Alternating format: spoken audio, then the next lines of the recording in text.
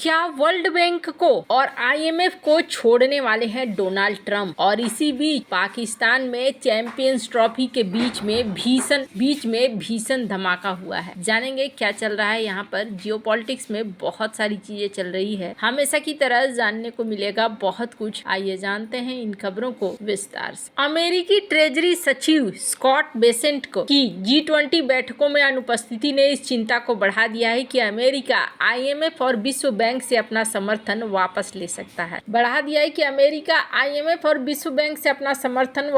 सकता है। ये दोनों संस्थाएं द्वितीय विश्व युद्ध के बाद 1944 में ब्रेटन वुड्स समझौते के तहत स्थापित की गई थी, ताकि वैश्विक वित्तीय स्थिरता सुनिश्चित हो और भविष्य में युद्ध टाले जा सके। आईएमएफ संकटग्रस्त देशों के लिए अंतिम ऋणदाता के रूप में काम करता है, जैसे कि ग्रीस, अर्जेंटीना 1976 में यूके को सहायता दी थी, जबकि विश्व बैंक बुनियादी ढांचा परियोजनाओं के लिए सस्ते ऋण देता है। अमेरिका इन दोनों का सबसे बड़ा शेयर धारक है, आईएमएफ में 16% से अधिक और विश्व बैंक में थोड़ा कम हिस्सेदारी के साथ, जिससे उसे इनके निर्णयों पर बड़ा प्रभाव मिलता है। लेख में चेतावनी दी गई कि अगर अमेरिका उनसे बाहर निकलता है तो ये आपदा होगी। इससे वैश्विक वित्तीय स्थिरता कमजोर होगी, निवेशकों का भरोसा डगमगा सकता है और अमेरिकी कंपनियों को विश्व बैंक के कॉन्ट्रैक्ट से वंचित होना पड़ सकता है। विशेषज्ञों का कहना है कि इससे चीन को इन संस्थाओं में हिस्सेदारी बढ़ाने और वैश्विक वित्तीय व्यवस्था को अपने पक्ष में ढालने का मौका मिलेगा। ये खबर उस समय आई है जब डोनाल्ड ट्रंप प्रशासन की नीतियां वैश्विक संस्थाओं से दूरी बनाने की ओर इशारा कर रही हैं। 1971 में अमेरिका का स्वर्ण मानक से निकलना, जिसे निक्सन शॉक कहा जाता है, ब्रेटन वुड्स प्रणाली के तहत अमेरिकी डॉलर को सोने से जोड़ा गया था और बाद में इन्होंने कहा कि सोना से नहीं जुड़ा रहेगा, तो ऐसी आदत रही है। आईएमएफ और विश्व बैंक लगभग 190 देशों के साथ काम करते हैं। उनकी संयुक्त ऋण क्षमता $1 ट्रिलियन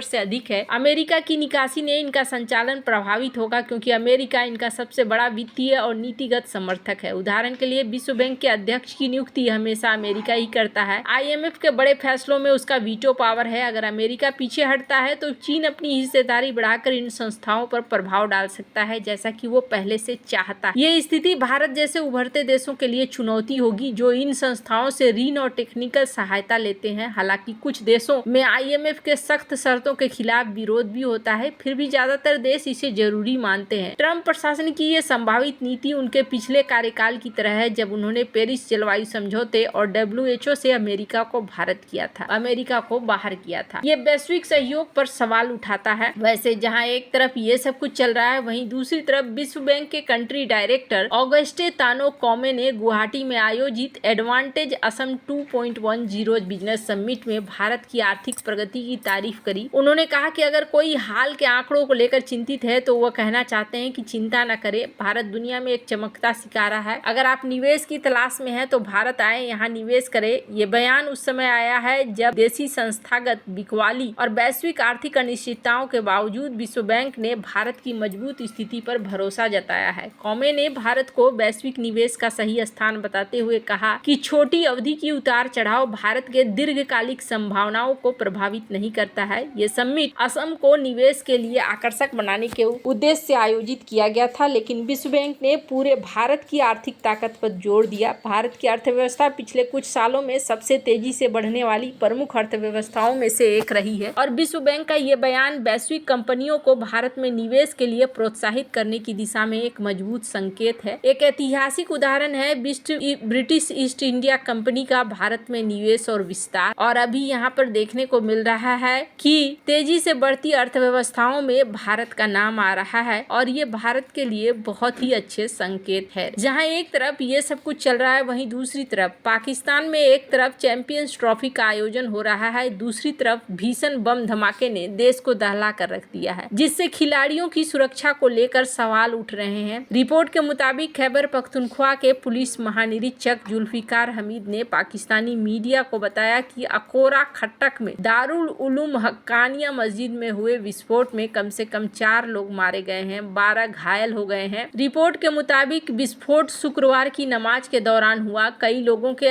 हताहत होने की आशंका है। नमाज के दौरान भारी संख्या में लोग मस्जिद में मौजूद थे। पेशावर के लेडी रीडिंग अस्पताल में फौरन अलर्ट जारी कर दिया गया, जो मौकाए वारदात से करीब 45 मिनट की दूरी पर है। अस्पताल प्रशासन को घायलों के इलाज के लिए तैयार रहने का निर्देश दिया गया। वहीं अस्पताल के प्रवक्ता ने कहा, किसी भी स्थिति से निपटने के लिए चिकित्सा सुविधा में हाई अलर्ट और आपातकाल घोषित कर दिया गया है। कहा जा रहा है जमीयते उलेमाए इस्लाम के नेता मौलाना हामिद उल हक मदरसा के उप मौलाना हैं, वो भी इसमें मारे गए हैं और यहाँ पर दर्जनों लोग हैं जो घायल हुए हैं। अब जरा सोचिए, भारत यही सारी बातें कह रहा था। केपी के पुलिस महानिरीक्षक जुल्फिकार हमीद ने जियो न्यूज से कहा है कि घटना को निशाना बनाकर अंजाम दिया गया और रिपोर्टों से पता चलता है कि ये एक आत्मघाती बम विस्फोट है। उन्होंने कहा कि अब तक 3 से 4 लोगों के मौत की खबर मिली है, जबकि 10 से 12 लोग घायल हुए हैं। पुलिस अधिकारियों के मुताबिक विस्फोट स्थल पर पुलिस की टीमें मौजूद हैं और आसपास के इलाकों में तलाशी भी चल रही है। आईजी ने बताया कि फोरेंसिक और जांच टीमों को घटनास्थल पर भेजा गया है और जिला पुलिस अधिकारी भी वहां पे मौजूद हैं। रमजान से पहले ये आखिरी जुमे की नमाज थी, जिसमें नमाजियों की भारी भीड़ उमड़ी थी। मस्जिद के मदरसे के परिसर में स्थित, जिसके छात्र छुट्टी पर जाने वाले थे, मस्जिद दार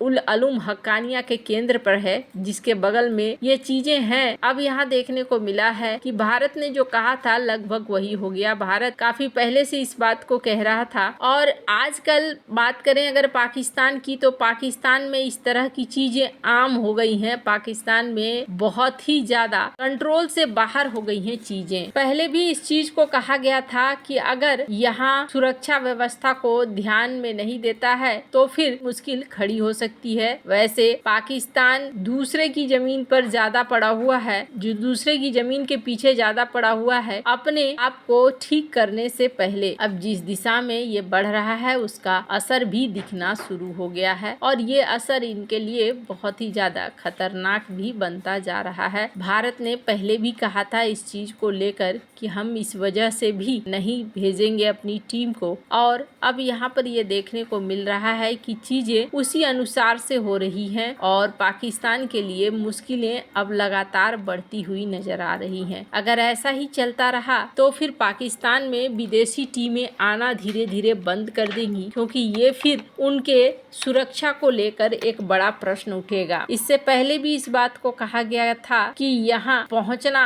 एक बड़ा खतरे को झेलने जैसी बात है। कब यहाँ क्या हो जाए ये कहना मुश्किल है और आखिरकार ऐसा ही हुआ, जिसकी बात से ये देखने को मिल रहा है कि पाकिस्तान की एजेंसियां खुद इस वक्त बहुत ही ज्यादा आक्रामक मोड में सुरक्षा के लिए तेजी से आगे बढ़ भी रही हैं, लेकिन फिर भी ये चीजें रुकने का नाम नहीं ले रही हैं। हाल ही में पाकिस्तान ने 100 से ज्यादा लोगों को फायर कर दिया था क्योंकि उन्होंने सही तरीके से सुरक्षा नहीं दी थी, और अब एक बार फिर से ये सही साबित होता हुआ दिख रहा है कि यहाँ सुरक्षा को लेकर अभी भी संकट बना हुआ है। वैसे आपको क्या लगता है इन सब मामले में, आप क्या राय है कमेंट कर जरूर बताएं। जल्द मिलते हैं अगले वीडियो में नई खबर के साथ।